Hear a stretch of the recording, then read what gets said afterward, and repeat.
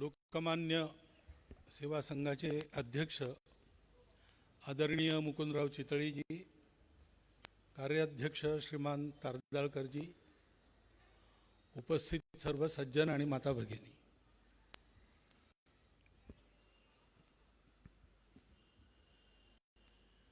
संघाच्या कार्याबद्दल, म्हणजे राष्ट्रीय स्वयंसेवक संघ नाही, लोकमान्य सेवा संघाच्या कार्याबद्दल जे अध्यक्षांनी प्रस्तावनेमध्ये सांगितलं त्याच्यावरून आपल्या लक्षात आलं असेल की बऱ्याच बाबतीमध्ये समान धर्म अशा प्रकारची स्थिती या दोन्ही संघांची आहे. त्याच्यामुळे इथे मी आलो, संघ मोठा झाला आहे म्हणून वेळ कमी मिळतो म्हणून आलो, हे कदाचित अप्रूप असेल, पण बाकी अर्थांनी ते काही अप्रूप नाही, अगदी स्वाभाविक गोष्ट आहे. मी लोकमान्य टिळक विद्यालय नावाच्या शाळेत शिकलो. तिथे टिळक पुण्यतिथीचा दरवर्षी कार्यक्रम होत असे आणि आम्ही सगळी शाळकरी मुलं दरवर्षी त्या 4 ओळी म्हणत असू.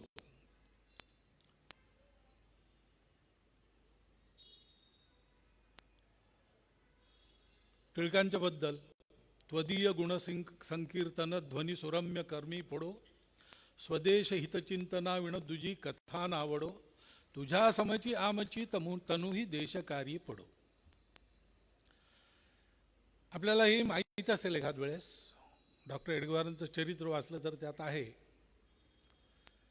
की तरुण वयात डॉक्टर एडगेवार मुद्दाम टिळकांना भेटायला गायकवाडवाड्यात आले पुण्यात. 2-3 दिवस थांबून त्यांच्याशी चर्चा केली आणि लोकमान्य टिळकांच्या विषयी असीम आदर मनात घेऊन त्यांच्या प्रेरणेने त्यांनी त्यावेळेचं त्यांचं सार्वजनिक काम हे पुढे चालवलं. नागपुरात सुद्धा टिळक गटाचे म्हणून ते ओळखले जायचे.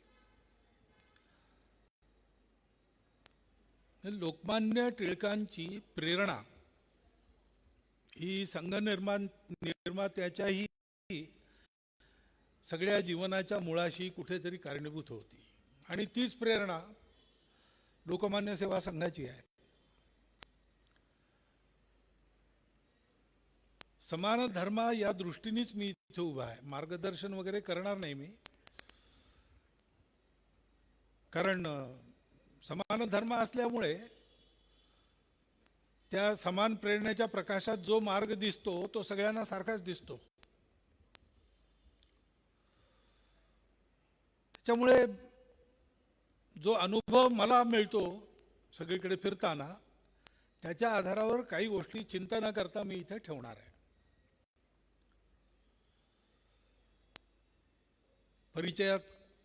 परिचय जो कोणी येईल त्याचा चांगलाच करून द्यायचा असतो असा शिरस्ताच आहे. त्याच्यामुळे त्याच्यात अशी अतिशयोक्ती ही असतेच. मी उंच उत्तुंग वगैरे नाही आहे, मला जी खुर्ची दिली आहे ती उत्तुंग आहे. म्हणून मी एक कार्यकर्ता या नात्याने मला जे जाणवतं ते मांडणार आहे.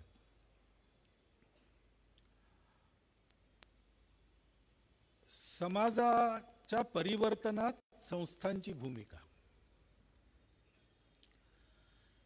समाजाचं परिवर्तन हे कशाला पाहिजे?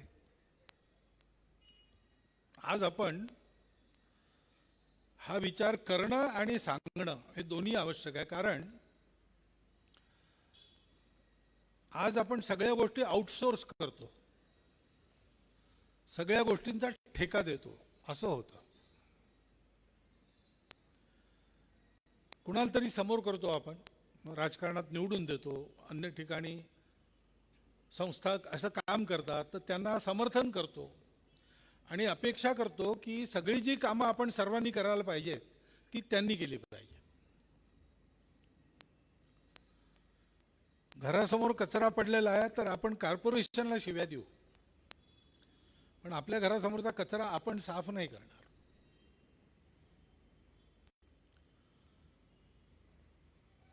सगळ्या गोष्टींचं कोणाला तरी, जसं आपण घरी एक ड्रायव्हर ठेवतो, कार असेल तर, बाग असेल तर माळी ठेवतो, कपडे धुवायला कोणीतरी लॉन्ड्रीवाला पकडतो, तसा देशाचं काम करायला कोणीतरी नेता आपण ठेवतो. अशा प्रकारची एक मानसिकता झालेली आहे. परंतु असं कधीच होत नाही. हे खरं आहे की महाभारतात असं म्हटलं आहे, राजा कालस्य कारण. पण तेव्हाही आणि आत्ताही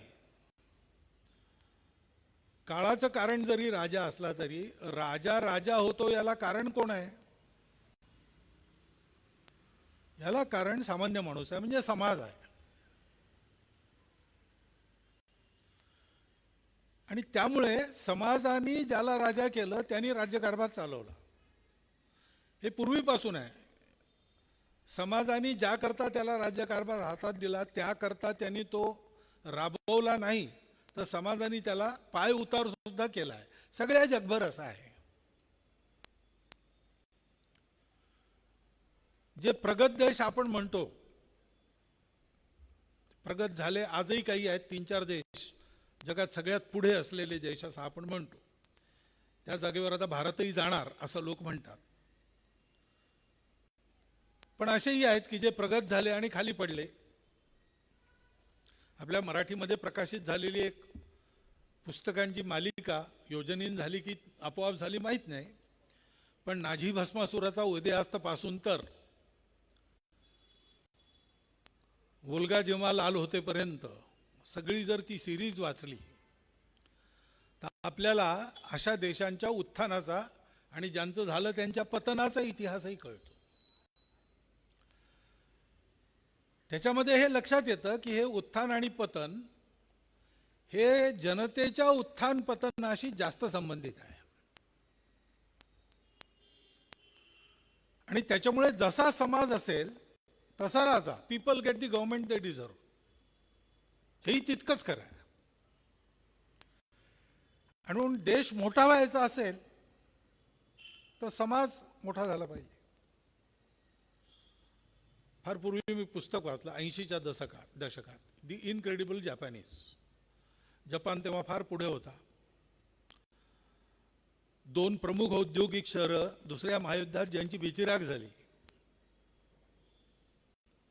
अमेरिकेच्या वर्चस्वाखाली तेव्हापासून राहावं लागलं सतत. आपल्याबरोबरच त्यांचं हे नवजीवन सुरू झालं, एका अर्थाने परतंत्र जीवन. परंतु त्या अमेरिकेच्या दडपणाखाली वावरायच्या अवस्थेत सुद्धा कितीतरी मजल मारून जपान पुढे गेला, अमेरिकेच्या वर्चस्वापासून मुक्त झाला, जगातल्या बाजारांचा राजा झाला आणि स्वतःची सेना सुद्धा उभारू लागला. म्हणून जगाने त्याचा अभ्यास सुरू केला. तर 2 समाजशास्त्रज्ञ आणि 2 अर्थतज्ञ यांनी मिळून लिहिलेलं पुस्तक आहे ते, दी इनक्रेडिबल जॅपनीज. त्या विषयाच्या तांत्रिक सगळ्या उहापोहानंतर त्यांनी पुस्तकाच्या शेवटच्या पानावर 9 निष्कर्ष दिले आहेत. त्या 9 निष्कर्षापैकी पहिल्या 5चा राजाशी काही संबंध नाही. पहिला निष्कर्ष असं म्हणतो की जपानची इतकी मोठी उन्नती झाली याचं कारण जपानचे लोक हे देशभक्त आहेत. दुसरं कारण तो सांगतो, देशभक्त आहेत याचीच अधिक फोड करून, की जपानचे लोक हे आपल्या देशाकरता कोणत्याही प्रकारचं साहस करायला तयार असतात. तिसरं कारण तो म्हणतो, जपानचे लोक आपल्या देशाकरता कशावरही पाणी सोडायला तयार असतात, त्याग करायला तयार असतात. चौथं कारण तो म्हणतो की जपानचे लोक हे आपल्या एकट्याच्या उन्नतीचा विचार करत नाही, कमीत कमी आपल्या गावाच्या उन्नतीचा विचार करून आपलं करिअर ठरवतात. आणि 5वी गोष्ट तो म्हणतो की जपानचे लोक अनुशासित आहेत. आता या पहिल्या 5 गोष्टीचा अर्थकारणाशी किंवा राजाशी काही संबंध नाही. या सगळ्या देशांच्या उत्थानात आणि पतनात तुम्हाला हे सगळं दिसून येईल ही गोष्ट सत्य आहे की समाज जसा असेल तसं होतं. दुसऱ्या महायुद्धात तह करायची वेळ आली इंग्लंडवर, जर्मनीशी. बेल्जियम पडलं. डंकर्कमधून लोक काढता काढता पुरेवाट झाली. कुठल्याही प्रकारचं लष्करी सामर्थ्य नव्हतं, संपलं. आणि आपल्या पक्षातलेच सगळे सहकारी सल्ला देत आहेत की तह करा, नाहीतर फार मोठा विनाश होईल.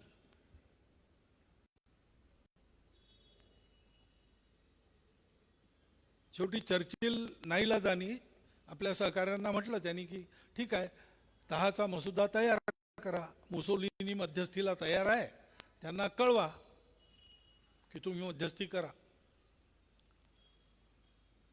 इंग्लंडचे बादशाह भेटायला आले चर्चिलला आणि त्यांनी त्यांना म्हटलं की तू उद्धट स्वभावाचा आहे म्हणून मला की तू आवडत नाहीस, पण तहाची तयारी चाललेली आहे असं मला कळलं, तर तुझं आकलन असं आहे का तह केला पाहिजे?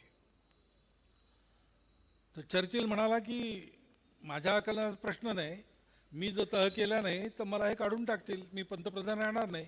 सगळेजण तह करायच्या मताचे आहेत. तर बादशाह त्यांना विचारतो, तुला निवडून कोणी दिलं? तुझ्या सहकाऱ्यांनी दिलं? तो इंग्लंडच्या लोकांनी दिलं? मग ज्यांनी तुला निवडून दिलं त्यांना एकदा विचारून ये. मग लोकलमधून चर्चिलनी प्रवास केला, म्हणजे ट्यूब रेल्वेमधून, आणि तिथे त्याला जे लोक भेटले ते आश्चर्यचकित झाले. पंतप्रधान कसा काय युद्धाच्या काळात ट्यूब रेल्वेमध्ये प्रवास कसा काय करतोय? तर मग त्यांनी चर्चिलनी म्हटलं त्यांना की समजा असं जर कोणी म्हटलं की बाबा फार कठीण आहे, आता जर आपण शरण नाही गेलो तर मरणच आहे, आणि म्हणून आपल्या इथे जिथे जिथे युनियन जॅक फडकतो आहे तिथे तो काढून जर्मनीचा झेंडा यावा, आपण तह करावा, असं तुम्हाला कोणी म्हटलं तर तुमची प्रतिक्रिया काय? तर तो एक एक सामान्य माणूस म्हणतो बिलकुल नाही, बिलकुल नाही. आम्ही आमच्या स्वयंपाकघरात जी काय शस्त्र सापडतात आम्हाला, चाकू बिकू, ते घेऊन लढू. आम्ही त्यांना पिकॅडिलीपर्यंत येऊच देणार नाही. हे लक्षात चर्चिलच्या आलं. जनता कोणत्या निर्धाराने उभी आहे आपल्या मागे. आणि पार्लमेंटमध्ये जाऊन त्यांनी एकदम उलटं भाषण केलं. ते जे प्रसिद्ध भाषण आहे, आम्ही जमिनीवर लढू, पाण्यात लढू, आकाशात लढू, आणि यांनी भागणार नसेल तर आमची नवी पिढी तिला विदेशात पाठवून तिथे ती मोठी होईल आणि युद्ध चालवेल, पण आम्ही शरण जाणार नाही. नंतर महायुद्ध संपल्यानंतर चर्चिलचा सत्कार झाला, त्यात त्याची खूप स्तुती करण्यात आली. त्यावेळेला उत्तरामध्ये तो असं म्हणाला की मला तुम्ही लायन ऑफ इंग्लंड म्हटलं, मी गर्जना केली ही गोष्ट खरी आहे, पण मी फक्त गर्जना केली, सिंह तर तुम्ही आहात, मी तुमच्या वतीने गर्जना करतो. हे इतिहासात घडलं आहे, हे वर्तमानात सुद्धा असंच आहे, भविष्यातही असंच राहणार आहे. ज्या देशाचा सामान्य माणूस मोठा तो देश मोठा, आणि म्हणून समाज प्रबोधनाचं खूप महत्व आहे.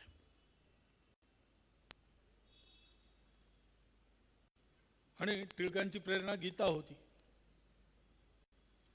त्या गीतेमध्ये भगवंतानी हेच म्हटलं, हे मी सगळं करतो कशा करता करतो, लोकसंग्रह करता करतो. जनांचा प्रवाह चालिला म्हणजे कार्यभाग आटोपला, जन ठाई ठाई तुंबला म्हणजे काय आठवत नाही, पण सर्वनाशाचा काहीतरी आहे. लोकसंग्रह म्हणजे लोकांना उन्मार्गगामी बनवू द्यायचं नाही, सन्मार्गगामी बनवायचं.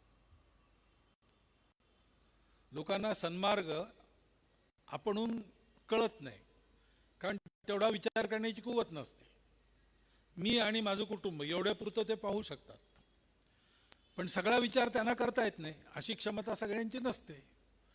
म्हणून ज्यांना ही क्षमता आहे, जे थोडाफार असा विचार करतात, करू शकतात, त्यांचं हे कर्तव्य असतं की त्यांनी हा समाज तयार केला पाहिजे, तर देश चांगला राहतो. आणि देश सगळे चांगले असले तर विश्व चांगलं राहतं. सगळ्यांना तसं करण्याकरता आपलं घर पहिल्यांदा नीट करायचं. आणि ते नीट करण्याकरता अशा व्यक्तींची भूमिका असते. आणि व्यक्ती जर अशा असतील तर त्या केवळ व्यक्ती राहत नाहीत, त्या व्यक्ती संस्था स्थापन करतात. कारण एकट्याने करायचं काम नाही. समान विचारी लोक एकत्र येतात आणि ते काहीतरी चळवळ सुरू करतात. ते तसं असलंच पाहिजे. समाज परिवर्तनात सर्वांची भूमिका आहे आणि संस्थांची फार मोठी महत्त्वपूर्ण भूमिका आहे. कारण समाजाला शिक्षण मिळतं, 3 ठिकाणून मिळतं. शाळा कॉलेजातून मिळतं शिक्षण, त्याचं स्थान फार कमी आहे. ते शिक्षण जीवनभर मिळत नाही आणि ते शिक्षण सदा सर्व काळ मिळत नाही. पण त्याच्यातूनही काही शिक्षण मिळतं. पोट भरायचं शिक्षण हे मिळालं न मिळालं तरी व्यक्तीच्या कर्तृत्वावर तो किती करू शकतो हे अवलंबून असतं. त्याच्यामुळे न शिकता सुद्धा लोक बिल्डिंगा बांधतात आणि शिकूनही बिल्डिंगा बांधणाऱ्यांच्या घरी नोकरी करतात, असं आपण पाहतोच. परंतु शिक्षणातून सामाजिक बांधिलकीची जाणीव होणे, आम्ही आणि आपले कोण याची नीट ओळख होणे, पोट भरण्याच्या पलीकडे काहीतरी चांगलं ध्येय मिळणे, हा शिक्षणाचा खरा उद्देश आहे. तेवढ्यापुरतं शिक्षणातून मिळतं. परंतु महत्त्वाचं शिक्षण म्हणजे मुळात मानसिकतेचा जो पाया, तो पाया घरात घडतो. 3 वर्षाचं वय होतपर्यंत त्या बालकाची प्रवृत्ती निश्चित होते. त्याच्या आधारावर पुढचे 7-8 वर्ष त्याचा स्वभाव बनतो. मग बनत असताना त्याच्या मनात अनेक प्रश्न येतात. तर वयाच्या साधारण 20व्या वर्षापर्यंत त्याचा उहापोह चालू असतो. हे जे मला घरातून मिळालं आहे ते खरं आहे की नाही, ते टिकेल की नाही, जगात चालतं की नाही. त्याच्यामुळे बंडखोरी वगैरे या सगळ्या गोष्टी त्या वयात दिसतात. त्याच्यानंतर त्याचं एक मत बनतं आणि ते मत नीट बनावं, या सगळ्या प्रवासात नकारात्मकता येऊ नये, हा सपोर्ट त्याला घरातनं मिळतो, समाजातनं मिळतो. आणि मग पूर्ण आयुष्यभर समाजातलं वातावरण त्याच्या व्यवहारावर परिणाम करतं. आणि समाज म्हणजे समाजात निरनिराळे कार्यक्रम करणाऱ्या, विचार बोलणाऱ्या, आचरण घडवणाऱ्या संस्था. लोकमान्य टिळकांनी जागृती करता शिवाजी महाराजांचा जयंती उत्सव सुरू केला. कारण हे लोकांना समजतं, गणपतीविषयी श्रद्धा आहे, त्या श्रद्धेला धरून लोक येतात. आल्यावर त्या अनुरोधाने त्यांना जे मिळतं ते घेतात. तिथे त्यांचं शिक्षण होत असतं आणि ते जीवनभर चालणारं शिक्षण आहे. आणि म्हणून संस्थांची भूमिका समाज परिवर्तनामध्ये खूप मोठी आहे. प्रत्येक संस्थेने हे करावंच असं आहे. हे परिवर्तन म्हणजे काय आहे? तर विचाराचं परिवर्तन आहे. एखादी गोष्ट करायची की नाही करायची हा बुद्धीचा निश्चय झाला पाहिजे. बुद्धीचा निश्चय झाल्यावर मन त्याप्रमाणे वागलं पाहिजे. बुद्धीला समजतं मला डायबिटीस आहे, पण मन म्हणतं बटाटे वडा आहे, खाऊन टाक, असं असतं. बुद्धी बरोबर मन, बुद्धिं तु सारथिं विद्धीम मन प्रग्रहमेवच. मन लगाम आहेत पण ते सारथ्याच्या हातात असले पाहिजे. आणि ते प्रत्यक्ष कृतीत आलं पाहिजे. बुद्धीनी आणि मनानी पटलं तरी कृतीत केवळ त्यामुळे येत नाही, कृतीत आणायला सवय करावी लागते. ती जी सवय असते त्याला आपण म्हणतो संस्कार. ही माहिती आहे, हे करायचं आहे. एकदा अशी अनुभव असा आला, बिहारमध्ये मी होतो. खूप तिथे जातपात वगैरे खूप चालतं. त्याच्यामुळे हा विषय नेहमीच असतो की समाजातनं हा दोष गेला पाहिजे, आपण वागलं पाहिजे तसं. तर आमच्या एका विभाग कार्यवाहाने ठरवलं की आता मी प्रवासात समाजाच्या दृष्टीने, ज्यांना आजकाल संविधानाच्या भाषेत शेड्यूल कास्ट वगैरे असं म्हणतो, अशाच घरी मुक्काम करायचा, जेवायचं. आणि त्यांनी ते सुरू केले. 3-4 महिन्यानंतर पुन्हा बैठक झाली, तेव्हा त्यांनी आपला अनुभव सांगितला की मी अशा एका मुख्य शिक्षकाकडे गेलो जेवायला. आता बुद्धीने मी ठरवलं आहे हे असं करायचं आहे, मनानेही ते मान्य आहे, पण मी जेवायला बसल्यानंतर पहिला घास घशाखाली जायला 20 मिनिटं लागली. हे होतं, सगळं मान्य असतो नाही. पडिले वळण इंद्रिया सकळा असं जे आहे त्याचंही खूप महत्व असतं. त्याच्यामुळे परिवर्तन हे बुद्धीशी संबंधित आहे, मनाशीही संबंधित आहे आणि कृतीशी सगळ्यात महत्वाचा तो संबंध आहे. कारण कृतीचा परिणाम होतो. तुम्ही काय बोलता आणि काय विचार करता याच्यापेक्षा तुम्ही काय दिसता, कसं करता त्याचाच परिणाम होतो. आणि म्हणून परिवर्तनात काय भूमिका संस्थांची, तर या 3 गोष्टी. समाजाच्या बुद्धीचं योग्य प्रबोधन करणे, तर्कानी बुद्धीनी जे विषय योग्य वाटतात सगळा आगापिछा विचार करून शेवटी जो निष्कर्ष वाटतो तो मनात उतरला पाहिजे. हो हो सगळे म्हणतात, पण मनावर घेतलं पाहिजे.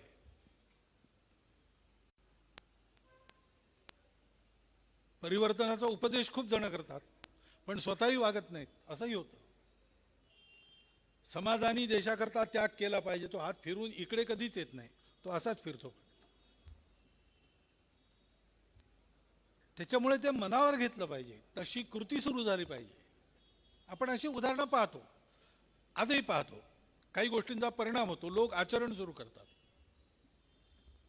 आज स्वदेशी इतकं ऐकलं लोकांनी, तर काही ना काही प्रमाणात सुरू झालं आहे. ज्यांचं नव्हतं सुरू झालं त्यांना कोरोनाने शिकवलं, पण ते मनावर घेतलं लोकांनी तर सुरू होतं. लहान मुलं जेव्हा ऐकतात असे विचार, तेव्हा ते लगेच कृती सुरू करतात. आपल्या घरात आई वडिलांना सुद्धा सांगतात, हे असं नाही बरं, असं आहे.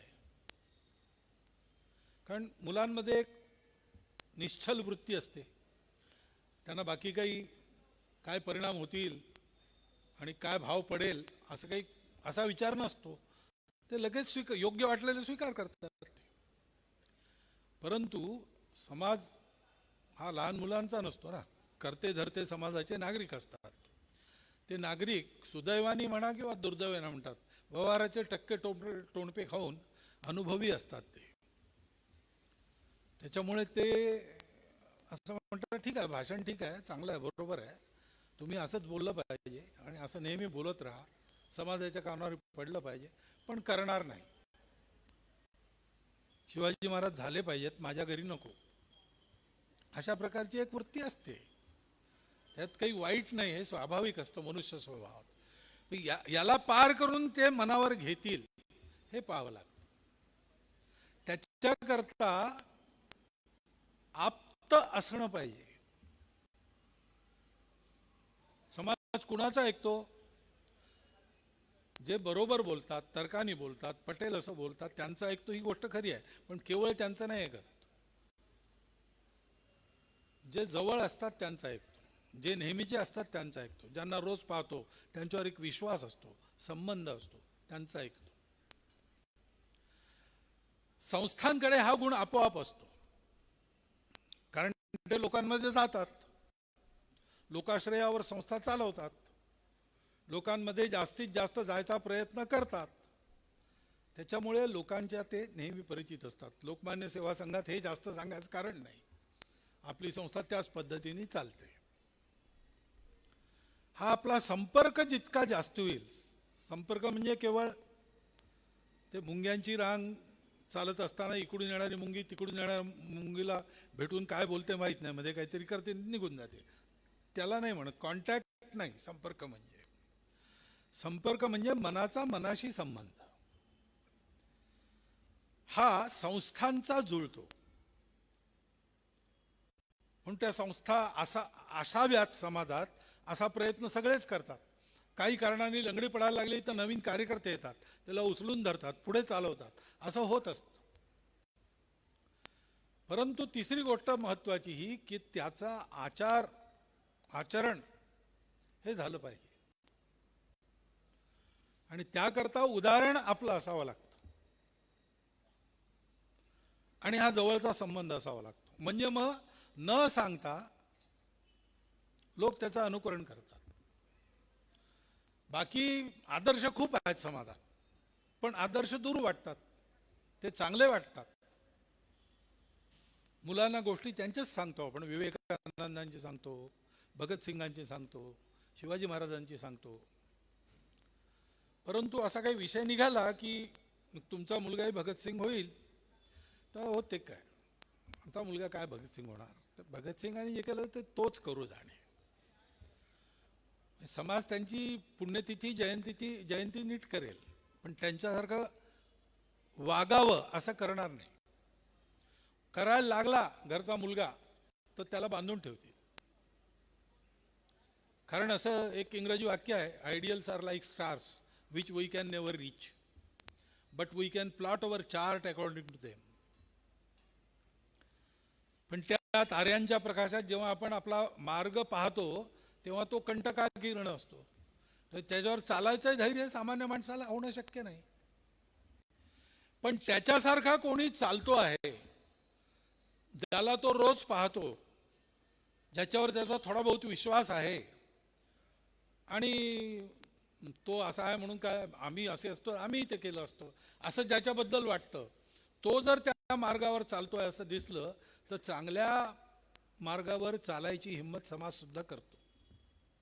हेच त्याचं शास्त्र आहे, हेच लोकसंग्रहाचं हेच शास्त्र आहे. त्याच्यामुळे संस्थांची भूमिका लोकांपर्यंत पोहोचणे, आपापला कार्यक्रम घेऊन, पण त्या कार्यक्रमातून जो संदेश आहे तो आपल्या उदाहरणातून लोकांमध्ये प्रचलित करणे, आचरणात प्रचलित करणे, अशी राहिली पाहिजे. मग जसं आपण लोकमान्यांचं नाव लावतो असं नाव लावत असो आपण, किंवा काही सिद्धांत म्हणून काही गोष्टी सांगत असो लोकांना, हे सगळं आपल्या संस्थेच्या सगळ्या कार्यकर्त्यांमध्ये दिसलं पाहिजे. जेवढं दिसतं तेवढ्याचं अनुकरण होतं. जे नाही दिसत ते केवळ भाषणात राहतं, ते केवळ पुस्तकात राहतं. आता समाज परिवर्तन म्हणजे काय करायचं, कोणचं परिवर्तन पाहिजे? वाईटातून चांगल्याकडे, हे बरोबर आहे, पण चांगलं काय? तर थोडा असा विचार करायचा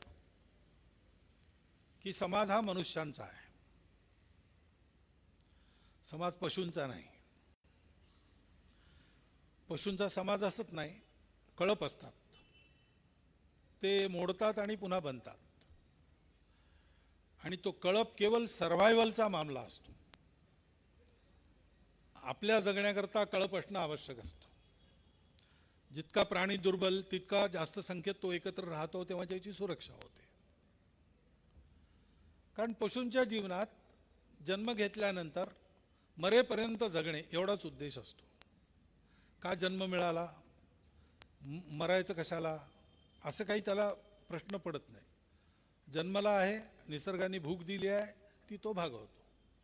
सगळ्या आपल्या नैसर्गिक ज्या प्रवृत्ती आहेत त्या शांत करतो. एक दिवस मरतो, मरताना त्याला ना खंत ना खेद. मनुष्य असा नाही आहे, तो विचार करतो,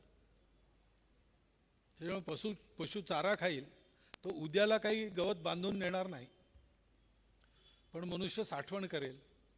मनुष्य केलेला साठा वाटून सुद्धा टाकेल किंवा दुसऱ्याचा साठा हडपायचं कारस्थान सुद्धा करेल. विचार करतो, त्याच्यामुळे विचाराला दिशा नसली तो उलट्या दिशेला जातो. ही दिशा त्याला दाखवणं मनुष्य जीवनाची दिशा. मनुष्य हा कळप करून राहत नाही, तो समाज करतो. ज्यांचा जन्म समान आहे, जन्मानी जे समान आहेत त्यांचा समाज असं नाही आहे. समाजापुढे काहीतरी एक ध्येय असावं लागतं. ते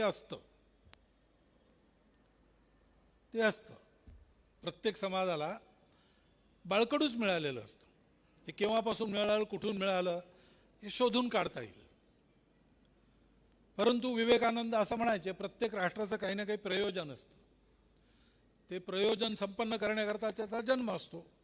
ते प्रयोजन कळसाला पोचतं तोपर्यंत त्या समाजाची उन्नती असते. जगाला त्याचं प्रयोजन राहिलं नाही की मग तो समाज नष्ट होतो, ते राष्ट्र नष्ट होतं. असं एक प्रयोजन घेऊन जेव्हा अनेक लोक चालतात तेव्हा त्यांचा समाज बनतो. आपल्या देशामध्ये, आपल्या देशातल्या सगळ्या लोकांना, सगळ्या भाषांचे, सगळ्या पंथोपंथांचे, सगळ्या प्रांतात राहणारे, निरनिराळ्या प्रकारच्या खाणं पिणं रीतिरिवाज यांचं पालन करणारे सगळे लोक विविध प्रकारचे असले तरी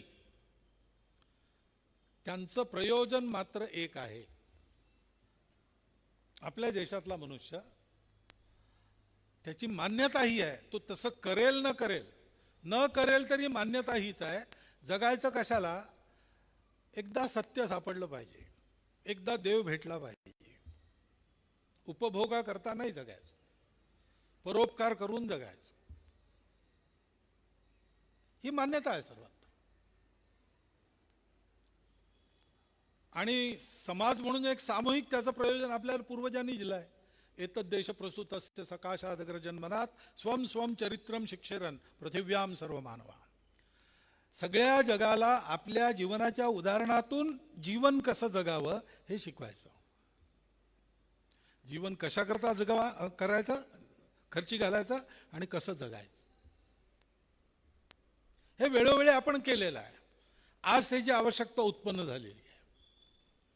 ते मनुष्याचं जीवन कसं असावं? मनुष्य हा कळप करत नाही, मनुष्य हा संबंध जोडतो. आपलं कुटुंब म्हणजे मनुष्य प्राण्यांचा एक कळप असं नाही आहे. आपलं कुटुंब म्हणजे नातेवाईक आहोत आपण. आणि जेव्हा आपण परिवार म्हणतो तेव्हा आणखी पुढे जातो. नित्य संबंधातल्या गोष्टी, घरासमोरचं कडुलिंबाचं झाड, घरात पाळलेली मांजर, पिंजऱ्यातला पोपट, घरासमोर बांधलेली गाय, घरी नित्य येऊन केस कापून देणारा न्हावी, आता सलूनमध्ये जावं लागतं, नेहमीचा आपला सलूनवाला, कोपऱ्यावरचा पांठेलेवाला, हे सगळे आपल्या जीवनाशी संबंधित लोक असतात. ह्या सगळ्यांचा मिळून आपण परिवार मानतो. परिसरातले सगळे म्हणून परिवार असतो.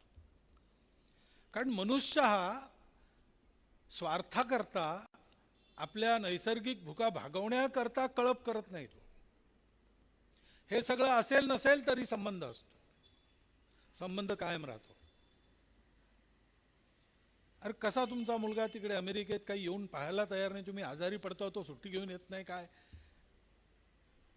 सोडून द्या त्याला, असं म्हटलं तर बाप म्हणेल असं कसं सोडून द्या, काही झालं तरी आमचा मुलगा आहे तो, हा काही झालं तरी तो आमचा असतो, असे संबंध माणूस जोडतो. म्हणून मनुष्यानी स्वार्थाकरता जगायचं नाही, मनुष्यानी संबंधाकरता जगायचं. आणि मनुष्याचा संबंध कुठे कुठे आहे असं जर पाहायला गेलं तर आपल्या परंपरेत तर असं आहे की हे विश्वची माझे घर, ऐशी जयाची मती स्थिर, किंबहुना चराचर आपणची जाहला, ही मनुष्य मात्राच्या उन्नतीची परिसीमा आपण मानतो. तो हा जो काही झालं तरी संबंध आहे, तो संबंध चराचराशी जोडतो. आणि त्याच्यामुळे मनुष्यानी त्या संबंधांच्या आपलेपणातून सगळ्या सृष्टीकडे पाहिलं पाहिजे, सगळ्यांशी व्यवहार केला पाहिजे. मग आता आज आपल्या देशाची जी स्थिती आहे त्याच्यात याचं प्रॅक्टिकल मॉडेल काय आहे, वर्किंग प्लॅन काय आहे, असा विचार केला तर एक गोष्ट मनात येते. कुटुंबांच्या संबंधाचे बंध सुद्धा ढिले व्हायला सुरुवात झाली आहे.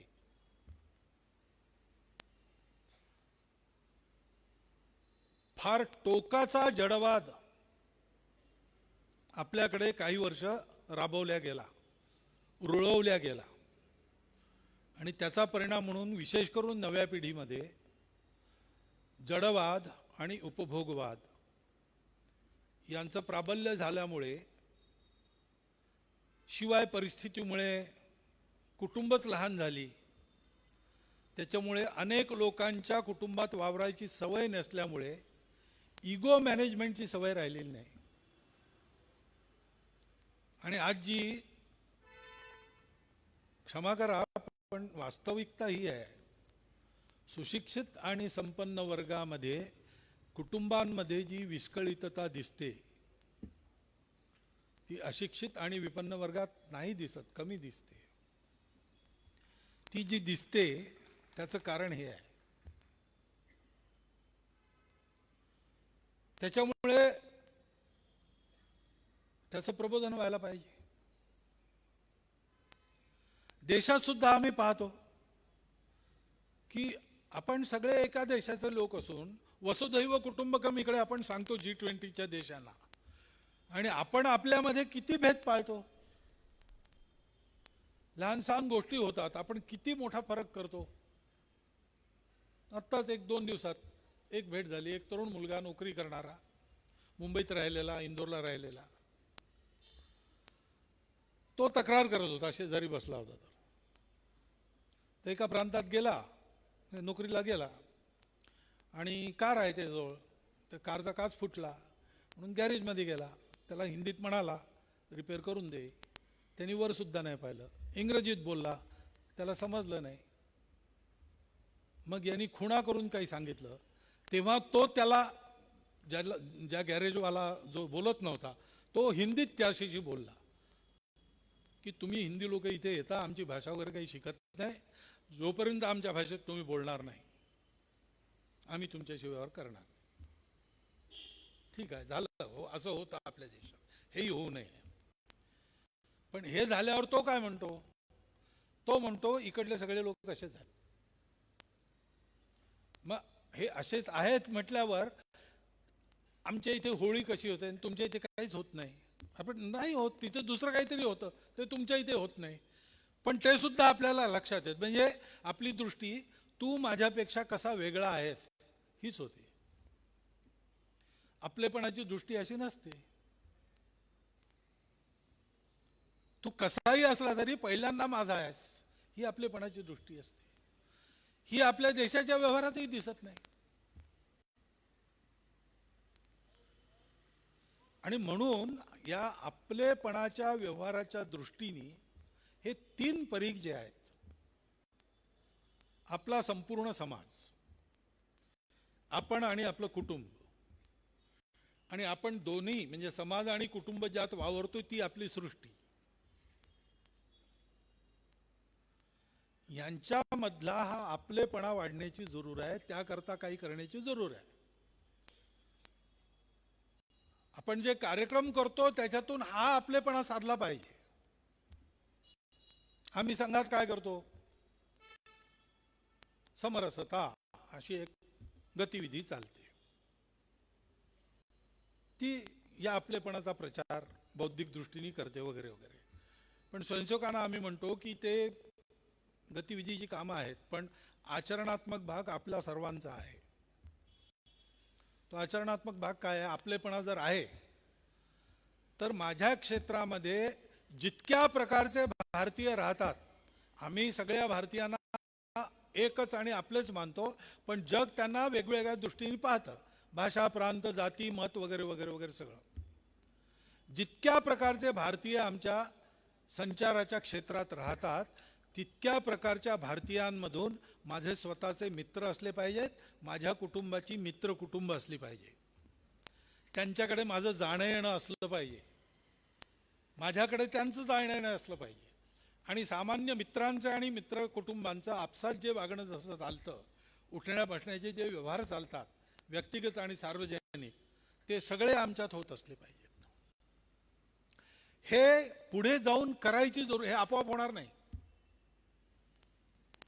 एक काळ होता हे आपोआप होत असे, पण आता तो दुरावा इतका वाढला आहे की हे आपोआप होत नाही. प्रत्येक जण आपापला कळप शोधतो, असं होतं. मेडिकल कॉलेजमध्ये एकदा गेलो, तिथे मेस सुद्धा जातीनिहाय मेस, आणि कोणालाच त्याचं काही वाटत नव्हतं. इतकं असल्यामुळे हे जर करायचं असेल तर याच्याकरता आपल्याला पुढे आलं पाहिजे, आणि आपल्या हातात आहे. मी आणि माझं कुटुंब यांनी हे केलं पाहिजे.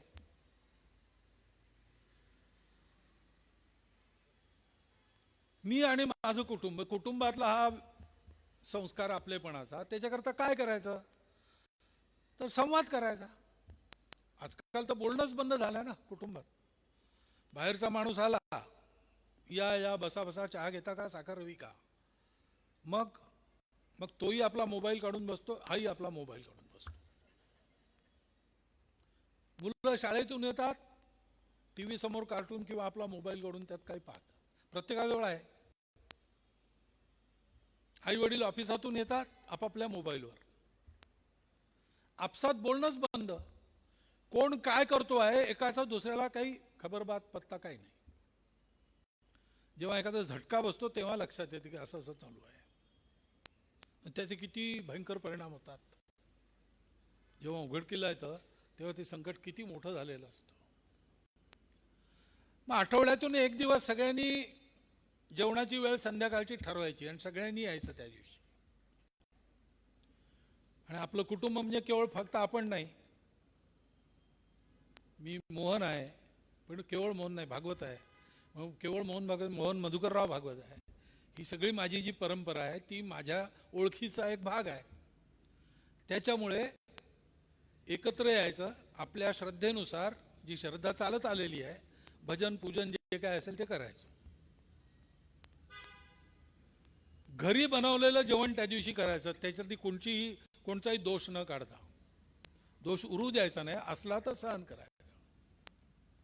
आणि मग 3-4 तास गप्पा मारायच्या. 2 विषय, मी कोण, माझे पूर्वज कोण, आपण कोण, आपले पूर्वज कोण. म्हणजे आई वडील दोन्हीकडून आपल्याला श्राद्धाच्या वेळेला ते 3 पिढ्या मागे जावंच लागतं. कमीत कमी तितकं मागे, कोण आमचे पूर्वज, त्यांचं काय वैशिष्ट्य, घरात कुठल्या परंपरा आपण चालू ठेवल्या, त्या आहेत की नाही चालू, कोणत्या असल्या पाहिजेत. काही परंपरा बदलाव्या लागतील बदलत्या काळानुसार, काही त्याच ज्या असतील त्या सोडतो की नाही, आणि जे चांगलं आहे ते टिकवून ठेवलं आहे की नाही. आपल्या घरात कोणची चित्र लावायची परंपरा आहे,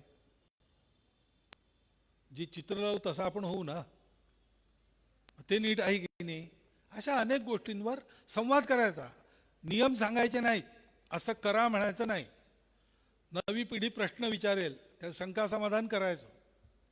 गप्पा होऊ द्यायच्या. गप्पातून एखाद्या गोष्टीवर एकमत होईल ती लागू करायची. आपण आणि आपले पूर्वज म्हणजे आपला देश आहे, त्याची परंपरा आहे. समृद्धतेने आणि विविधतेने नटलेल्या परंपरेचा मला अभिमान आहे. शाळेत प्रतिज्ञा असते त्याची. ती परंपरा आठवायची. कोण होते, काय होते, माहिती पाहिजे ना. शिवाजी महाराज माहीत नाहीत आज नव्या पिढीला. राणा प्रताप माहीत नाही आहे. गांधीजी सविस्तर माहिती नाहीत. सावरकर सविस्तर माहिती नाहीत. सोशल मीडियावर कॉमेंट्स येतात त्या माहिती असतात, मुळात माहिती नसतं, ओरिजिनल माहीत नसतं. त्याच्यामुळे खूप लवकर गैरसमज करून देता येतात. हाही बेस पक्का झाला पाहिजे घरी गप्पा गोष्टीतून. आणि दुसरा विषय, मी माझ्याकरता रोज वेळ खर्च करतो, माझ्या कुटुंबाकरता रोज वेळ खर्च करतो, माझ्याकरता पैसा खर्च करतो, कुटुंबाकरता रोज खर्च करतो आपण. हे दोन्हीही ज्याच्यामुळे टिकून आहे तो आपला समाज, देश, राष्ट्र ह्याच्याकरता रोज मी किती वेळ खर्च करतो आणि रोजची किती कमाई यांच्याकरता बाजूला ठेवतो. रोजच्या रोज देता येणं शक्य नसेल, महिन्यातून एकदा देऊ, वर्षातून एकदा देऊ, पण बाजूला काढतो की नाही त्यांचा वाटा. प्रत्येकाने, लहान मुलाला सुद्धा करता येतं. शाळेत जाणारा मुलगा तो आपल्या घरी भांडी धुवायला येणारी कामवाली तिच्या लहान मुलाला 2 वर्ग शिकवू शकतो. तो जर हे करेल तर लहानपणापासून त्याला एक चांगली प्रवृत्ती मिळेल. हा विचार तिथे व्हायला पाहिजे आणि चर्चेतून सहमती झाल्यावर ती लागू करायची. अनुभव असा आहे की चर्चा शेवटी योग्य वळणावरच जाते, योग्य निष्कर्षच निघतात आणि ते कुटुंबात लागू सुद्धा होतात. याला आम्ही म्हणतो कुटुंब प्रबोधन. आणि पर्यावरणाची इतकी आपण चर्चा करतो, पण आपल्याकडे पाणी वापरायचं त्याचा काही नियम असला पाहिजे. पाणी जपून वापरा, पाणी बचाव, साठवा, जपून वापरा. घरामध्ये हरित घर करा. कुंड्यातून सुद्धा आजकाल शेतीबिती होते. भाजीपाला तर निघतोच घरचा. गॅलरीमध्ये शेती करतात लोक, पुष्कळ ठिकाणी आता शहरात आहे. वृक्षारोपणाचे वगैरे कार्यक्रम होतात, त्यात भाग घेतला पाहिजे. जितकं हिरवगार सगळीकडे करायचं तितकं करायचं. आणि पॉलिथिन, सिंगल यूज प्लास्टिक यांचा उपयोग बंद करायचा. छोटीशी कृती आहे, बाकी सगळं आहे. मग नद्या साफ करणं वगैरे वगैरे सगळे उपक्रम आहेत, त्यात काम करतात. सगळे नाही करू शकत, पण प्रत्येक माणूस आपल्या घरी एवढं करू शकतो. पाणी बचाव, प्लास्टिक हटाव, पेड़ लगाव, हे केलं पाहिजे. आणि आता आपला देश मोठा झाला पाहिजे, तर त्या मोठेपणाच्या पायामध्ये एक गोष्ट असते, जो सुरक्षित आहे तो मोठा होतो, जो अरक्षित आहे तो अस्तित्व टिकवायच्याच भानगडीत खर्ची पडतो. आक्रमणाच्या काळात, युद्धाच्या काळात प्रगती नाही होत. प्रगती शांतीच्या काळात होते. शांती सुरक्षित असते. सुरक्षित असेल तर शांती राहील. आणि सुरक्षित जास्तीत जास्त तेव्हा राहू शकतो जेव्हा आपण स्वावलंबी असू. म्हणून स्वदेशी. स्वदेशी म्हणजे काय? बाहेरच्या वस्तू वापरू नका, बाहेर देशातल्या. आपल्या एवढं नाही आहे साधं. विनोबाजी असं म्हणतात, स्वदेशी म्हणजे स्वावलंबन आणि अहिंसा. त्याच्यात आम्ही एक जोडतो, स्वावलंबन, अहिंसा आणि सादगी, साधेपणा. कमीत काटकसरीने जगायचं, कंजूसपणाने नाही जगायचं, काटकसरीने जगायचं. मिक्सर भेटला लगेच नवा आणतो, तो रिपेअर होऊ शकतो, पण नाही, आपण नवा आणतो, तो जातो कबाडीत. असं का? खरंच घरामध्ये 2 कारची आवश्यकता आहे का? टीव्ही पाहिजे, ठीक आहे. आजकाल रेडिओ नाही चालत, टीव्ही पाहिजे. जगात काय चाललं आहे त्याची माहिती असली पाहिजे. पण मग तो कलर टीव्हीच पाहिजे. कलर त्यातलाही तो मोठ्या स्क्रीनचा पाहिजे, त्यातही तो फ्लॅट टीव्ही पाहिजे, मग स्मार्ट टीव्ही पाहिजे. असं वाढत जातं. गरज आहे रोजच्या बातम्या, एखाद वेळेस मनोरंजनाकरता काही सिरियल, सिनेमा वगैरे ठीक, पण गरजेपेक्षा कितीतरी जास्त वाढत जातं. अशी जी उधळपट्टी चालते ती सुद्धा आपल्याला परावलंबी बनवते. आणि म्हणून स्वावलंबन याच्यामध्ये आपल्या घरी जे करता येतं ते बाहेरून आणायची जरूर नाही. बाजारातून आणायचं ते लोकांचा रोजगार चालावा याच्याकरता आणायचं. पूर्वी पद्धतच आहे आपल्याकडे, भोगी म्हणून दिवस असतो. मातीची भांडी असत घरात पूर्वी. तर लोक भोगीच्या दिवशी संध्याकाळी आपल्या घरातली सगळी भांडीकुंडी घेऊन गावाबाहेर जायचे आणि ते एका ठिकाणी ती सगळी भांडी फेकून द्यायचे, फोडून टाकायचे. मातीचीच भांडी, त्याची माती होणार, पर्यावरणाला काही धोका बिका नाही. परत येताना कुंभारवाड्यातून सगळी मातीची भांडी नवीन खरेदी करून जायचं. दरवर्षी त्यांना एक गिराईक मिळणार, वर्षभराची भांडी. रोजगार झाला. अशा लहान लहान प्रथा होत्या. आता जमाना बदलला, मातीच्या भांड्यांचा राहिला नाही. पण यात आपण कसं राहू शकतो, उधळपट्टी न करता की काटकसरीने राहू शकतो. पैसा वाचतो, तो पैसा आपल्याकडे अनेक लोकांना आर्थिक दृष्टीने चणचण आहे, अनेक गोष्टी करता येत नाहीत, शिकता येत नाहीत, उपचार घेता येत नाहीत, उपचाराअभावी मरतात लोक. आपले जर आहेत तर इथून पैसा वाचवून तिथे त्यांच्याकडे जायला काय हरकत आहे. माणूस म्हणवतो आपण, हाच माणुसकीचा व्यवहार आहे. स्वदेशीमध्ये माणुसकी ही अहिंसा आहे. आपण रोजगार मारत नाही. आपल्या देशातल्या लोकांचा रोजगार न मारता आपण जीवन चालवतो. बाहेर देशातून नाही घेत गोष्ट, नसेल आपल्या देशात चालवतो त्याच्याशिवाय. साबण न लावता सुद्धा कातडी चांगली राहते, पुष्कळांचे अनुभव आहेत. लावू नका असं म्हणत नाही मी, सांगतो पण अशक्य नाही आहे. पण आवश्यकच आहे, जीवन आवश्यक आहे, औषध आहे. आपल्या देशात नाही होत, बाहेरून आणायचं आहे, ते आणलं पाहिजे. व्यापारी संबंध आंतरराष्ट्रीय टिकवायला काही त्यांच्या वस्तू येऊ द्याव्या लागतात. त्यांच्या मालावर काही काही जकात कमी करावी लागते. आपल्याला पाठवायचे असतात, त्या एक्सचेंजमध्ये हे सगळं होतं. याला धरून जे चालतं ते ठीक आहे. परंतु आपल्या आणि आपल्या कुटुंबाच्या जीवनात ही सादगी पाहिजे, स्वनिर्भरता पाहिजे. हे स्वदेशी आहे. आणि महत्त्वाची गोष्ट म्हणजे तो देश सुरक्षित ज्या देशातले लोक त्या देशाचं अनुशासन पालन करतात, लाल बत्ती न तोडता जातात. आपण मुंबईत राहतो, कितीतरी उदाहरणं आपल्याला माहिती आहेत. साधे नागरिकत्वाचे नियम आपण पाळतो का? खूप शिकवायची जरूर आहे. ही जबाबदारी आहे. देश चालवणं ही ठेकेने देण्याची गोष्ट नाही आहे. देश चालतो याच्यावर चालतो. पूर्वी लोक उदाहरण देत असत, शिस्तीने वागायचं, रे तिकडे जा विदेशात, क्यू कसा असतो पहा, लोकलमध्ये चालते जशी धक्काबुक्की, तिथे तसं नसतं. आता आपल्या इकडली उदाहरणं तिकडे जायला लागली आहेत. ही चांगली प्रगती आहे.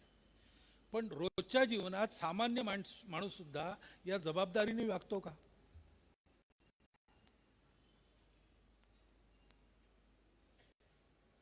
शेंगा खाल्ल्या गाडीमध्ये, टर्फलं टाकून दिली.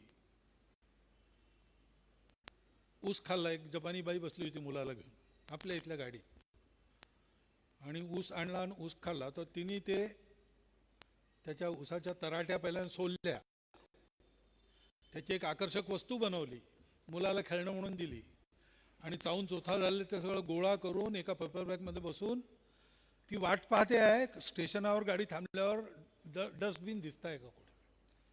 शेजारच्यांनी विचारलं काय पाहता, त्याला कौतुक वाटलं त्या तराटीचं तिने जे शिल्प केलं ते.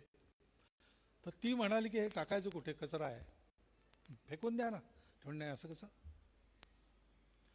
ही सामान्य अनुशासनाची जाणीव, नागरिक अनुशासन, नागरिक जबाबदारी, नागरिक संवेदना, याची जागृती.